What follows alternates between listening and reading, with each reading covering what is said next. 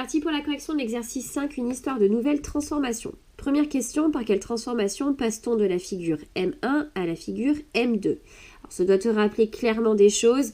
Regarde, si on plie selon la droite D1, le marteau M1 vient se superposer sur le marteau M2. C'est ce qu'on appelle de la symétrie axiale. Donc ici, c'est par une symétrie axiale d'axe D1. Allez, question suivante. Construire M3, l'image de M2 par la symétrie d'axe D2. Alors, attention quand même, quand ton axe de symétrie est oblique, bien souvent, on voit l'erreur d'un marteau ici qui est juste translaté comme ceci. Il faut bien que ce soit retourné de l'autre côté. Bon, en plus, là, tu as le quadrillage pour t'aider. L'image du point A2, tu l'obtiens ici directement. Hop, ça c'est ton point A3. Petit rappel quand même sur la symétrie axiale tant qu'on y est. L'axe de symétrie, c'est la médiatrice de ton segment A2, A3. Donc ici, c'est perpendiculaire et la longueur de ce côté de l'axe doit être la même que de l'autre côté de l'axe. Bon, comme tu sais que la symétrie axiale, c'est aussi une isométrie du plan, c'est-à-dire que le marteau que tu as là, tu dois obtenir la même chose, mais juste retourner de l'autre côté. Donc une fois que tu as ton premier point, tu peux directement finir la construction du marteau. Ou bien, tu construis symétrique point par point, si tu as un petit peu de mal à te repérer, ça le fait très bien aussi. Alors, hop, ici, c'est donc, tac, B3. Ensuite, 1, 2, 3, 4, 5 carreaux, et on va avoir C3. Hop, ici c'est C3. Ensuite, pour D2, on va être là. Donc ce sera D3. D3. Tac. Ensuite, on monte pour avoir, hop, ça ce sera E3. Ensuite, 2 carreaux jusqu'à F2. Donc ce sera F3.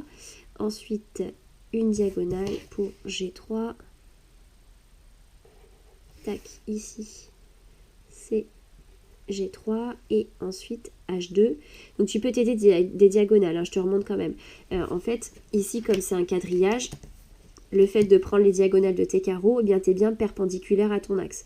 Donc tu vois, pour H2, tu as 1, 2, 3 diagonales, donc il faut que tu reportes 1, 2, 3 diagonales de l'autre côté, d'accord? Et donc H3,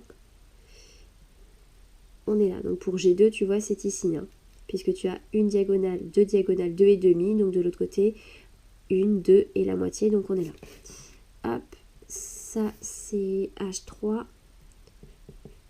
Et ensuite, c'est terminé. Voilà. Alors, question suivante. On te demande par quelle transformation peut-on passer de M1 à M3. Et pour cela, on pourra déterminer la mesure de l'angle B1O, B3. Alors, on va regarder ce qui se passe. B1O, B3. Même si je pense que là, tu as déjà une petite idée.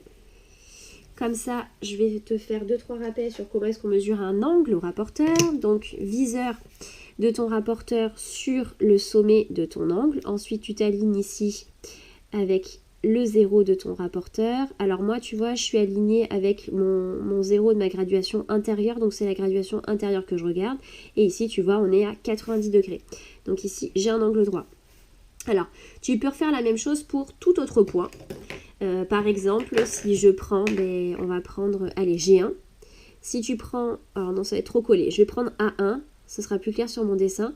Si je prends, je vais mesurer donc l'angle A1, 0, A3.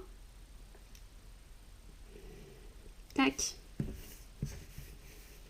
Alors, je vais m'aligner ici avec mon A1 de ce côté. Donc, cette fois-ci, je suis sur la graduation extérieure. D'accord? On prend le temps de bien se mettre. Je suis sur la graduation extérieure. Et là, tu vois qu'on a de nouveau 90 degrés. Bon, en fait, peu importe le point que tu vas te prendre, le point, le centre haut ici et l'image que tu obtiendras, on aura à chaque fois un angle de 90 degrés. Et bien finalement, le marteau, qu'est-ce qu'on a fait? On a piqué en haut, on l'a pris et on l'a fait tourner de 90 degrés. C'est ce qu'on appelle une rotation. Une rotation de centre haut et d'angle 90 degrés. Alors là, tu vois, on l'a tourné dans le sens des aiguilles d'une montre. Et ça, c'est très important de le préciser, dans le sens des aiguilles d'une montre. C'est donc la deuxième transformation du plan qu'on étudie dans ce chapitre. Il s'agit de la rotation. Alors, on va regarder les petites illustrations qui sont là. Alors, tu vois, pour passer du E rouge au E rose, alors déjà, tu vois qu'on tourne dans ce sens-là. On tourne dans ce sens-là, qui est le sens inverse des aiguilles d'une montre. Il se trouve, tu vois que ton point R1 qui appartient à ta figure de départ et ton point R2 qui est sur l'image obtenue, si tu mesures l'angle R1 au R2, il fait 70 degrés. C'est donc ce qu'on appelle une rotation de 70 degrés de centre O et on le fait dans le sens contraire des aiguilles d'une montre, dans le sens inverse des aiguilles d'une montre. Par contre, si tu regardes pour passer du rouge au rose, au violet, pardon, ce coup-ci, on a tourné dans le sens des aiguilles d'une montre. Il se trouve que la mesure de l'angle formé par le point ici et son image de l'angle de sommet O, il fait 110 degrés. C'est ce qu'on appelle une rotation de centre O d'angle 110 degrés dans le sens des aiguilles d'une montre. Donc, quand tu voudras parler d'une rotation, il faudra bien préciser son centre, l'angle et dans quel sens on tourne. Parce que selon le sens, eh bien, c'est plus la même mesure d'angle. Voilà, c'est terminé pour l'exercice 5.